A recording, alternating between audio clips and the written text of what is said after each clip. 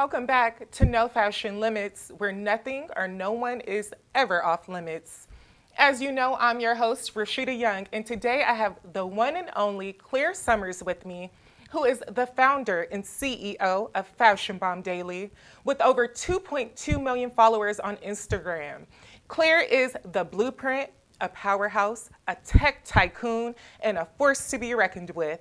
Welcome, Claire. Hi, thank you so much for having me. No, thank you for being here today. I'm so happy to have you here. Talk to me about how you got started. Talk to me about your background. I got started in 2006. I was working in journalism as a researcher reporter at a home magazine.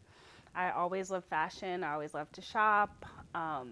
Always just loved clothes, but never really saw a future for it. But after I graduated from Harvard in 2003, I moved back to Atlanta. I really wanted to work in TV, kind of similar to what you're doing right now. Okay. But I couldn't find a job in TV. And so I was like, I've always loved to write as well. Like I've had journals since I was like 9 years old. And to this day, I still maintain journals. And so I was like, okay, I like to write. Let me see if I can get a job in magazines. So I got my first internship at Upscale Magazine in Atlanta, Georgia. And I thought I wanted to work in politics or something like that. And they only had an opening in the fashion department. So I was a fashion intern, found out I really liked it. I excelled at it. By the end of my internship, they wanted to hire me full time. But I had my eyes set on New York. So I moved to New York, did a bunch of internships, ended up at a home magazine, which was not where I really wanted to work. I wanted to work at Vogue. Let's be honest. I wanted to work at Vogue and couldn't get a job at Vogue. And so I decided to start a blog to showcase my writing talent and my love for fashion. And that was in 2006, and almost 20 years later, now we're on the red carpet at the Met Gala. So, yeah. Oh my God, that's amazing. Yeah. You know, I saw that, you studied African American studies at Harvard. Well, I read your book. You have a book. I mean, you've lived in Paris. You've worked for Vogue Paris. I did. Right? Yeah. So you did that for a minute. Tell me a little bit about that. Yeah, so I moved to Paris. I had reached a plateau at my job, I felt, and I always wanted to live in Paris. Like, I had spent summers in Paris starting at age 16, so I knew that I loved being there. And I really wanted to become 100% fluent. I just wanted to live abroad. And so I quit my job. I moved to Paris. I knew 3 people there. I didn't know that many people. I got like a tiny little studio, and I just had the goal of working at Paris Vogue. I printed out their cover, I put it on my wall, I printed out their masthead, which is like a list of all the different editors. I put that in front of my computer, and I was like, I don't know how I'm gonna get to Paris Vogue, but I'm gonna just try to visualize it. I told everybody I met that I wanted to do an internship there. And this one woman one day, she was like, you should just write the editor-in-chief a letter. And I was like, oh, why didn't I think of that in the first place? And something happened while I was there. So there was a moment when a lot of fashion magazines were doing blackface for whatever reason. And they just didn't understand like the historical context for African Americans. And there was like a lot of uproar around a lot of these covers. And so Paris Vogue was one of the first to do it with a model named Laura Stone. And so my friends were like, this is a great opportunity for you to write them and talk about your background in African American studies and how you love France and say that you can be an asset to the team. And that's basically what I did. I wrote a letter to Corinne Rothbeld, who is an icon. And she responded, and she was like, thank you for your beautiful letter. We'd love to come in and interview with you. And I remember when I got a response to my email, I hit the floor because I was just like, this is a miracle. And so long story short, I ended up working at Paris Vogue for 6 months. I wrote for GQ, Glamour, and Vogue because they're all owned by Condé Nast. And I did something called the look of the day, the look du jour. And then I would go out and do street style. So I was like a street style photographer for them as well. And, it was beautiful to be in Paris. In Paris they have women's ready to wear, couture. They have men's fashion week. And so I was really in the midst of fashion. And then from Paris Vogue, I got a freelance position at Italian Vogue. Italian Vogue had come out with the all-black issue. They had launched a Vogue Black site, and so I became a writer for them. So I'm always indebted to Karine Wartfeld and Franca Cesani for giving me a chance to write at Vogue. Once I decided to come home, I did interview at American Vogue. I did write Anna Wintour a letter, and she responded. And she was like, come in and interview with Human Resources. And this was not possible before. Like, they just were not giving me the time of day before.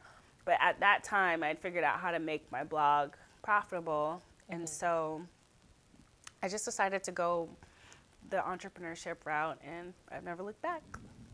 You know, I love that story. It kind of reminds me of you and I, you know.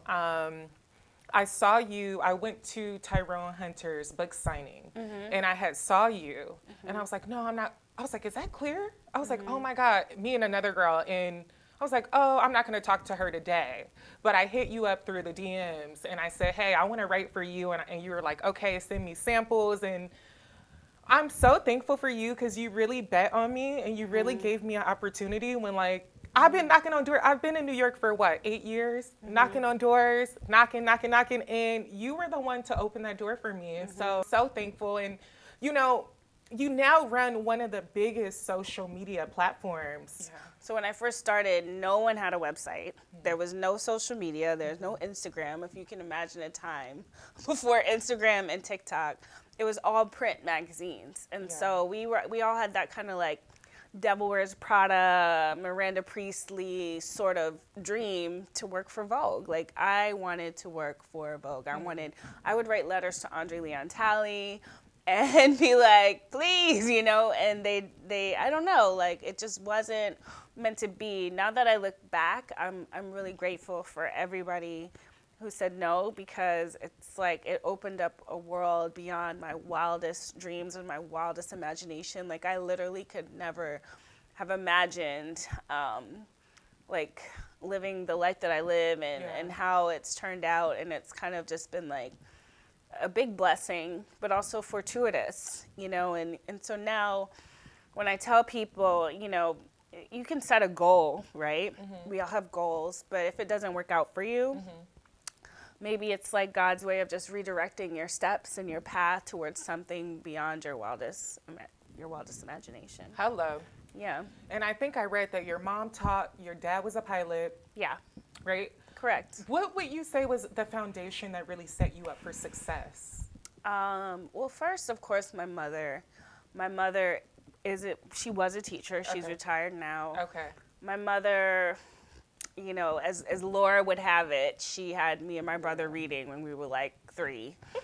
She always had. And y'all both went to Harvard. We both went to Harvard. Continue, yeah. I'm sorry. Yeah, like my mother was big on education. And it's something like uniquely about her because, you know, I don't think her siblings were like that. Like, my mother was always like book in your hand. And she wasn't, because I think some households are like, you must read a book or else. And it wasn't like that for us. Like, she just had us kind of in an environment that encouraged learning. She moved us from New York down to Atlanta so we could go to the best schools. And we always went to the best schools. Yeah. I did not expect to go to Harvard. Like, my brother is the one who's the smarty pants in the family. But one thing I can say is that I'm always open to suggestions. So he was like, I wanted to go to Columbia because I wanted to live in New York. And my brother was like, Harvard, it's great, it's fun, it has libraries and whatever. And he was like, come visit me. And I visited him, and I had a great time. I had a blast. I went to the Kong. If anybody from Harvard knows the reference, they'll get it. But I just had a really good time, and I was like, okay, I'm going to try, and I'll apply. And a lot of people were trying to dissuade me from doing that, but I just went for it. You know, I think I'm always open to taking people's suggestions, taking risks. Yeah.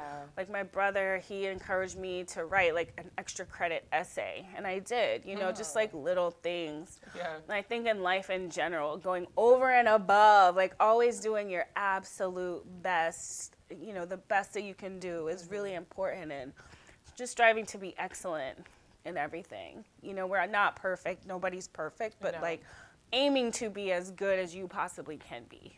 Yeah. You know, and the 4 agreements, the last one is your best is enough.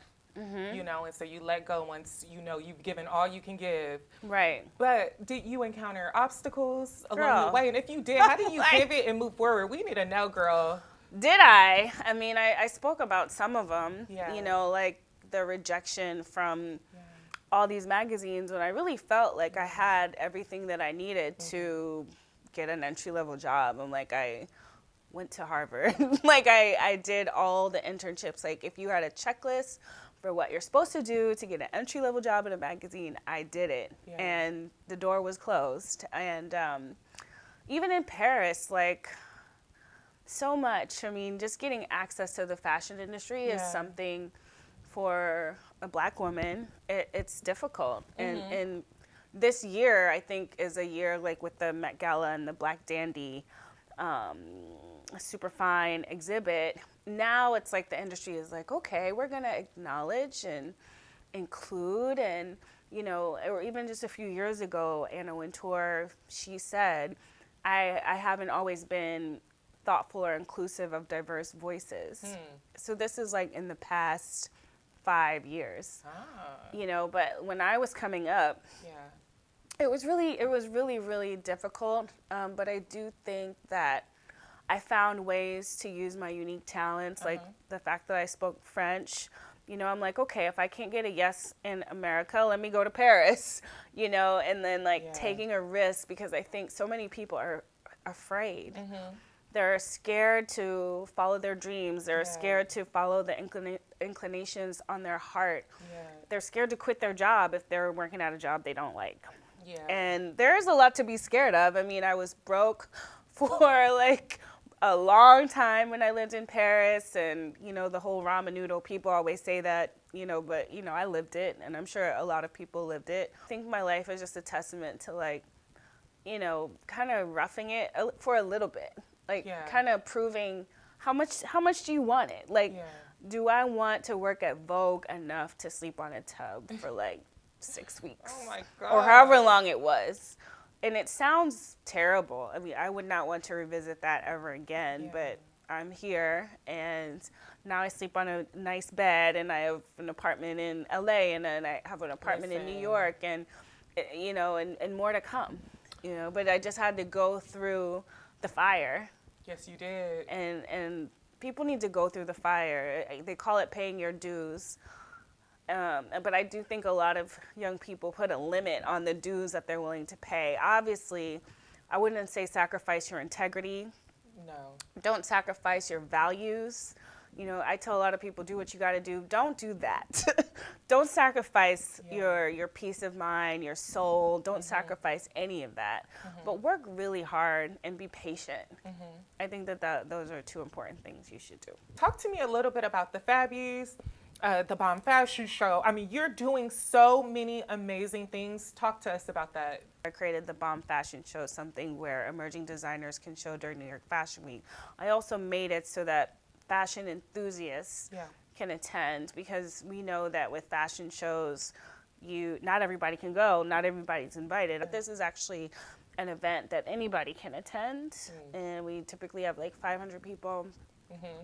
So that's great. And then with the Fabbies, I thought it was important to acknowledge people in our community, or those who are like a part of the Fashion Bomb community. You know, we wanted to honor Andre Leon Talley.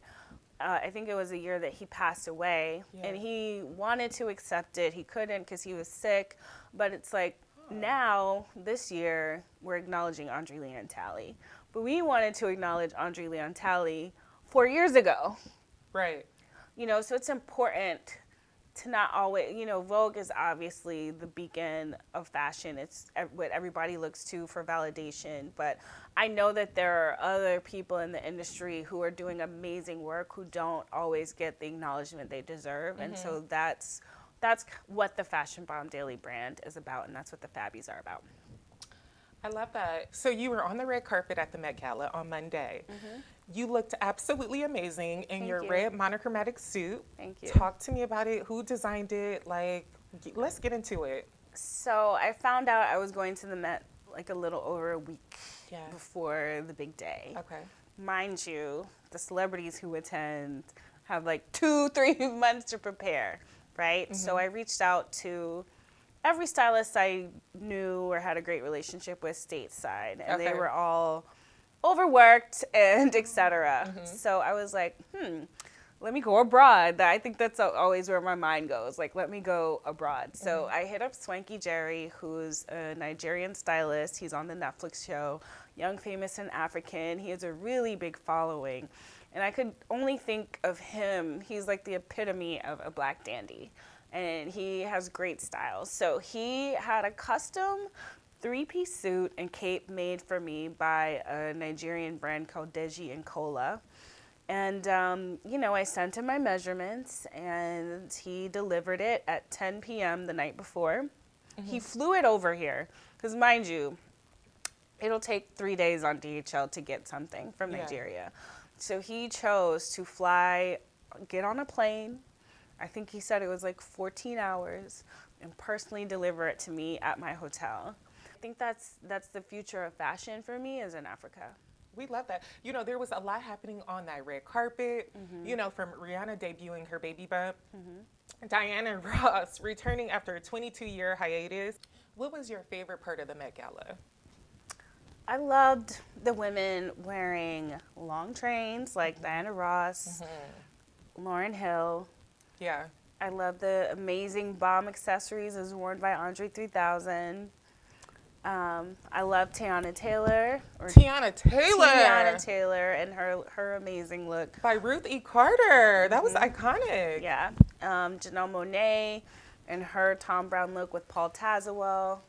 Out of Louis Vuitton, Tom Brown. I mean, there were so many amazing designers. Burberry. Who was your favorite designer?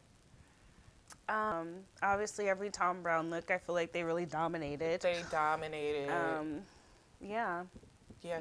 And Sergio Hudson. Yeah, I love Sergio. Oh my God, that cobalt blue look that lady had on, and Quinta had him on, and oh my God, it was so good. Even Sergio's look. Sergio was wearing. He said he was inspired by the church. I actually interviewed Sergio, and I have to post it. For big moments, whenever I step outside, I'm trying to be the best brand ambassador for my brand. Yeah. And, I do aspire to walk the carpet. Maybe next year I can walk the carpet. But for this year, there are so many journalists. We are all shouting for their attention. Yeah. We're all begging for them to come and speak to us. Yeah. So what can I do to stand out? Yep. And so that was my interpretation of what I could do to stand out. Now, as I mentioned, there were a lot of journalists there with some fire looks, like fire that I thought were red carpet worthy or blue carpet worthy. But me just making sure that I'm putting my best foot forward always. Yeah. It's very important. Yeah. So when I kind of look back on my life and I'm like, God's got me. He's looking out for me. Yes, he does. And he's looking out for you too. So whatever you want, write it down. Yeah, tell you told people. Me that. You told me right now. I wrote down I wanted to go to Paris, and I went to Paris. Yeah. You told me that. Yeah, tell people. Yeah, and then, you did say that. So you have the faith, and then do the work. Yeah, you did say that. So just do the work. It's really that simple. Claire, I'm so thankful you came today. Thank you for having me. No idea.